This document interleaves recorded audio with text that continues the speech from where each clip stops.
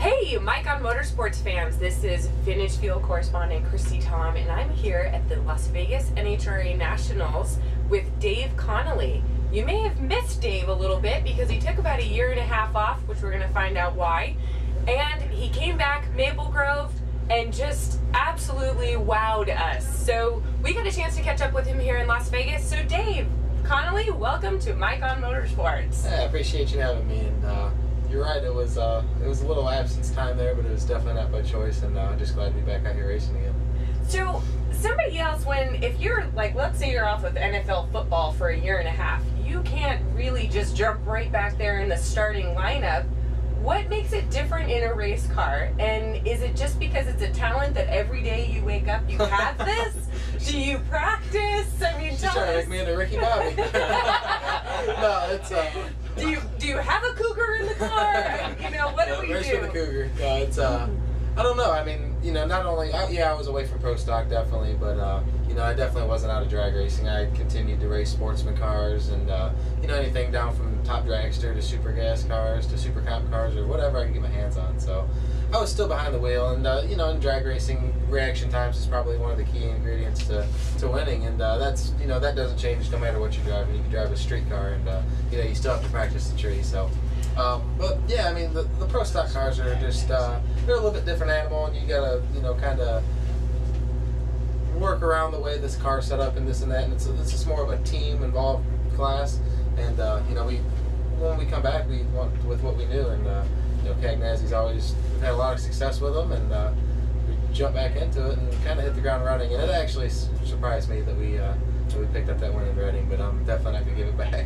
Oh, well, yeah, we don't want you to give it back. So can you tell us a little bit about the team? You said Cagnazzi, can you tell us how this whole thing came together, especially with having some time off, and there seems to be drivers out there, the economy is struggling, and people are not in race cars. How did it work for you? Very lucky, very fortunate.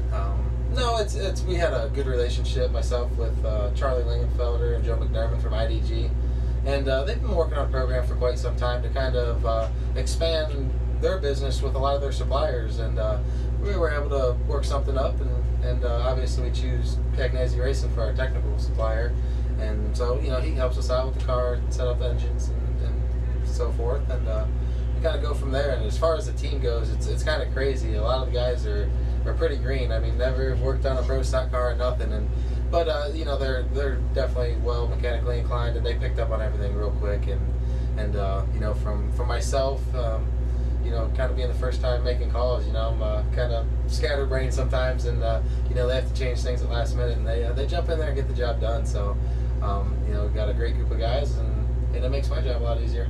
So you say yourself first time making calls? Yeah, I mean, we always had a crew chief, Tommy, which unfortunately in our little time away, he kind of went over to KB and started helping those guys out a little bit. So it's first time in, I don't know, 6 years or however long I've been doing this. Getting old, I can't remember how long I've been doing it for. But yeah, okay, getting old. Did you see this vintage? I don't think so.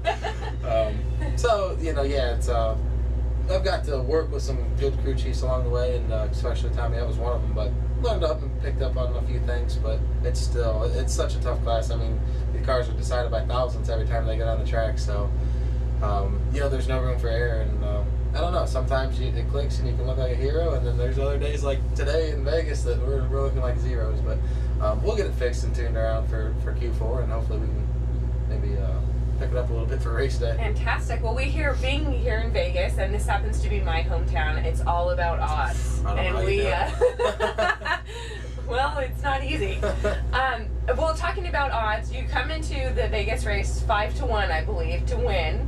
And where are you qualified? 15. We're 15. Do we have to say that on there? We have to say that on the air. 15 for now. For now. How many more shots do you have to change it? We actually have one more.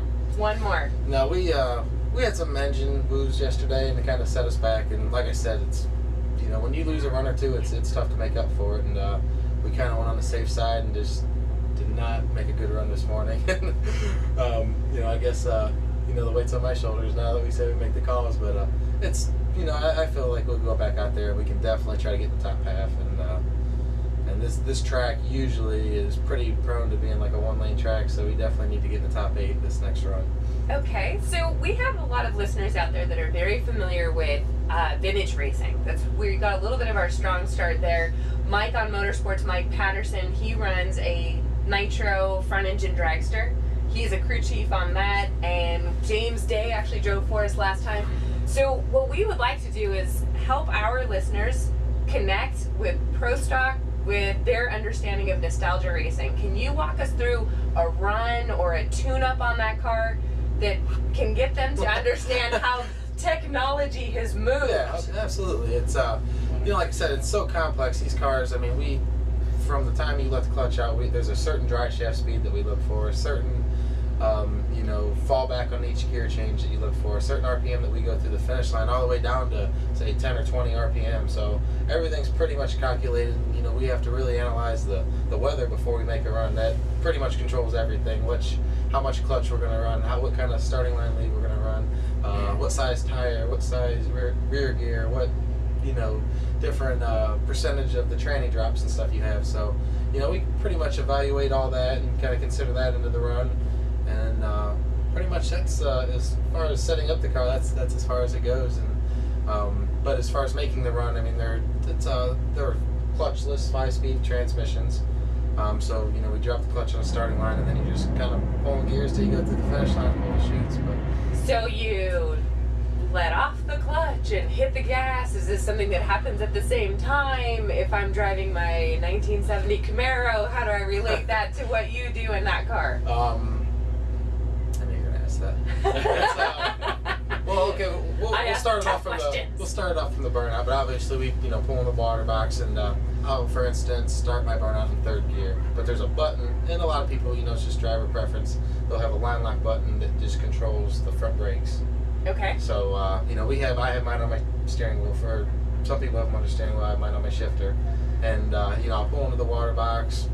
Shift it into 3rd gear. I'll set my brake pressure 1,000 pounds plus, and then I'll kind of just rev it up, and it's kind of a feel thing. You get it about 5,000 or 6,000 RPM, and then you let the clutch out and kind of roll into the gas and hold it about 8,000 RPM, and pull 4th, pull 5th, and kind of do your burnout. And there's a guy in front of you that has a mark picked out where he wants you to put that tire, so you try to run over your crew guy, for instance. And, as close to the toe as possible. Exactly.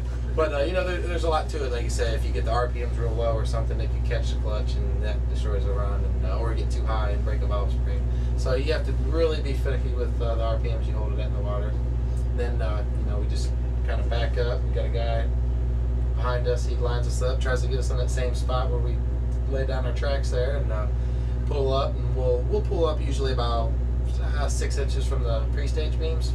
Okay. And then the guy, the crew chief or car chief or whatnot. So if the crew chief is in the driver's seat, who's the one doing it on the outside of the car? Yeah, they don't let me jump out and do like an Indian drill. Chinese fire drill. Yeah, exactly. So it's a good thing we got some good guys in the team. But for instance, Todd Beavis is he's actually the guy that built these cars. And he's, okay. Because Cagnazzi actually built a lot of their cars in house. They're probably the only team that does do that. And Todd Beavis, fortunately, is working on our team this year, so he knows his way around the car, and he can pretty much do anything, which is a big help. But anyway, he'll go back there and check the wheelie bars. He'll set them, because that basically steers the car. When these things leave, they're planted on a wheelie bar, and you'll run the right wheelie bar lower or higher, and such, to get the front end at a certain level, or drive the car to the left or right. So, because once I let the clutch out, my hands are pretty much off the steering wheel. You just let it do its thing. But no, so he'll set the wheelie bars, give me the go-ahead, and then I kind of roll in there, and I'll pre-stage, put the top bulb on, and go back to the old line lock, and we'll pop it up in 1st gear, set the line lock to maybe, say, 300 pounds of brake pressure, because what we do, we don't have, that's what keeps our car in the beams when we stop. So we'll actually just rev it up a little bit to, say, 3,000 RPMs, and then you just kind of let the clutch out until it starts to grab, and then the car will just kind of slowly creep until you turn on the stage bulb. Okay. And push the clutch back in and deck it, and to whatever set RPM you're at, and as soon as the light comes on, you let go and see what happens. But then you just go through and say we'll pull the 1-2 gear change at maybe a second into the run, and then about 7 or 8 tenths after that, you're putting it in 3rd, and another second or so, 4th, 5th, and on. And you do all this by feeling Or are you watching gauges? Are you doing it all at the same time? She knows what she's talking about. You kind of lead me out through this. Yeah, there's actually a shift light that you set at a certain RPM. So each one, the motor's obviously accelerating a lot faster through the first gear or second gear. So you set your shift lights to try to shift at a certain RPM. Okay, fantastic. And if the driver don't suck and screw up, then everything goes pretty well. If the driver, the crew chief, and everything else that Dave is in this car doesn't screw up, then the run goes great. But still, 15 is an outstanding spot. And it's above the dotted line, but it's not outstanding. Well, it's above the dotted line, so I'll call it outstanding. It's a motivational thing. There you go. You're making me feel better. So there we go. In Pomona, you're going to Pomona in 2 weeks, is that right? That's the game plan. Yeah. Fantastic. And how are you getting to these races? You must have some support and some help coming along. Yes. No, actually, how did that work out for you? Well, we're here so far, but no. Do we have some sponsors that we want to thank? Oh, absolutely. Along with IDG, they've partnered up with Makita, which has been a key player in this whole program. And they're trying to get some other folks involved. For instance, at Reading, we had 3M, and this weekend we weren't even scheduled to be here, but thanks to Mav TV, Lucas Oil, and Spica, they jumped on board after our win and got us out here this weekend. So, that's put a little pressure on us to go out there and try to perform. They're thinking maybe they could jump on the car and pick up a win, and we'd love to do that for them. So wins equals sponsorship, just in case anyone wanted to know that. So what are your plans in the next 2 weeks? Fly back and forth, East Coast to West Coast. That sounds exciting. Actually, this is probably the busiest part of my year. Like I told you, I was doing some sportsman racing, and you got this thing. It's called the 5-day winter series. They call it the winter series, for instance. And there's 3 tracks: South Georgia Motorsports Park, Bradenton Motorsports Park, and then West Palm. They all have like a 5-day bracket race each day, and that starts actually Wednesday after this race this weekend. So as soon as hopefully we pick up a trophy on Sunday, we're gonna go out and enjoy Halloween in Vegas, see what kind of trouble we can't get into, and then jump on an airplane, head back to. I can warn you about that. I've had those. You might have to keep me out of trouble on that one. Then I'll fly back to Florida, pick up my sportsman car, drive up to South Georgia, and race for 5 days. Then jump on an airplane back to Pomona and race there, and then fly straight from Pomona on Monday and fly back to West Palm and bracket race for another 5 days. So it's a pretty hectic schedule, but it should be fun, and then get a little vacation. And it sounds exciting. We actually we think Dave Connolly should get a nostalgia card too. Seeing he's had so much. I don't want free that time. bomb in front of my face. I'm a sissy. Well, actually, what are your plans for next year? Do we have plans? Keep my fingers crossed and hope something happens. No, like I said, we've had a lot of positive feedback from the whole program that IDG's put together, and hopefully we can kind of build on that and get some other suppliers involved, and put together a full season, because we want to race for a championship. Everybody does, but we got a few deals in the works, but nothing to speak of yet, and hopefully that'll change here shortly. So kind of putting it together. Yes. Well, just to wrap it up, one question for me personally is, if somebody is kind of sitting on the outside and they really want to get down and into a race car, what's your advice to them? How do you recommend they get started and they can be a Dave Connolly? It's tough. I get that question a lot, and I was just in the right spot at the right time, and if you treat people right and carry yourself well, hopefully they'll give you an opportunity and you can build on that. But you got to take full advantage of every opportunity you get. It's tough out there. Like you said, the economy's bad. It's just it's rough to land a sponsor, but I've learned to just enjoy the weekends you get out here, because it's there's a lot of other great drivers, probably a lot better than I am out there, that never get this opportunity. So I just enjoy the time I get out here. Well, we're so happy that you're here, and we'll be rooting for you. Pro Stock's one of our favorite classes because of that technical challenge that you just heard him describe. Well, it's not like a stab it and steer it. I have a little experience, but it's not just a stab it and steer it situation, and I look forward to watching. Thanks for watching us, Mike on Motorsports. This is Christy Tom with Dave Connolly, and we're having a great day in Vegas.